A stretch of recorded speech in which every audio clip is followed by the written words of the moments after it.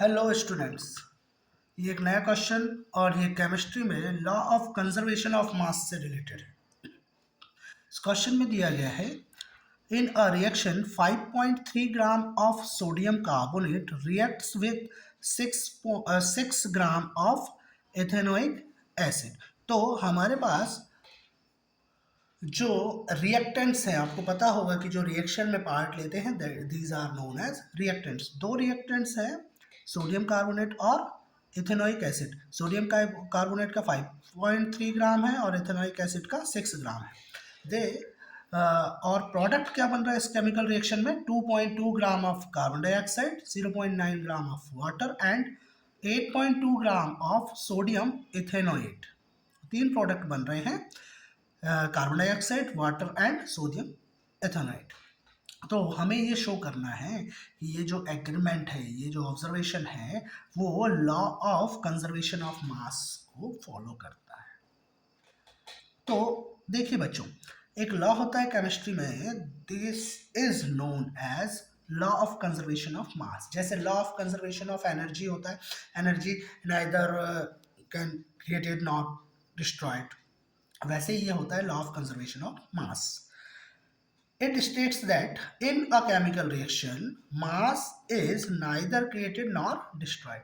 एक chemical reaction में mass को हम ना क्रिएट कर सकते और ना डिस्ट्रॉय कर सकते। इसका सीधा सा मीनिंग ये है कि total mass before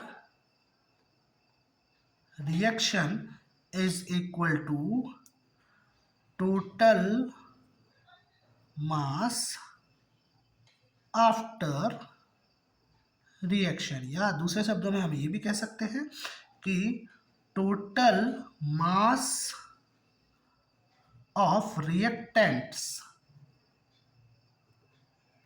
is equal to total mass of products. तो फटाफट से मैं ये केमिकल रिएक्शन लिख दे रहा हूँ। यहाँ पर क्या क्या रिएक्शन हो रहा है? Sodium carbonate means Na2CO3 plus ethanoic acid, ये हो जाता है CH3COOH। ये रिएक्ट करके प्रोडक्ट बना रहा है carbon dioxide plus water plus sodium ethanoate CH3COON। तो सोडियम कार्बोनेट का मास है 5.3 ग्राम और इसका मास है 6 ग्राम। ठीक है। कार्बन डाइऑक्साइड का मास है 2.2 ग्राम, वाटर का मास है 0.9 ग्राम और सोडियम एथेनॉइड का मास है 8.2 ग्राम। अब हम देखते हैं total mass of reactants. So total mass of reactants कौन कौन है?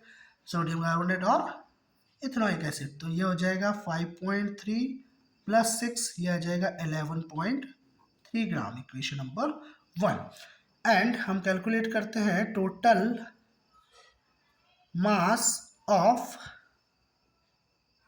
प्रोडक्ट। तो ये हो जाएगा 2.2 प्लस 0.9 प्लस 8.2। तो ये हो जाएगा 9 प्लस 2 11 प्लस 2 13, 3 1 कैरी किया तो 1 और 2 3 प्लस 8 11.3। तो ये भी कितना आ रहा है? 11.3 ग्राम।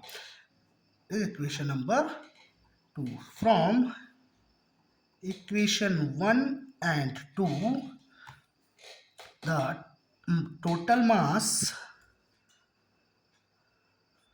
of reactants is equal to the total mass of products. So this agreement follows the law of conservation of मास, ये हो जाएगा आपका कंप्लीट सॉल्यूशन। तो ऐसे ही प्रॉब्लम पूछते रहिए, वीडियोस देखते रहिए, चैनल को सब्सक्राइब कीजिए, लाइक कीजिए और अपने फ्रेंड्स के साथ शेयर कीजिए ताकि वो भी इन सारे सॉल्यूशंस का फ़ायदा ले सकें। थैंक यू बच्चों।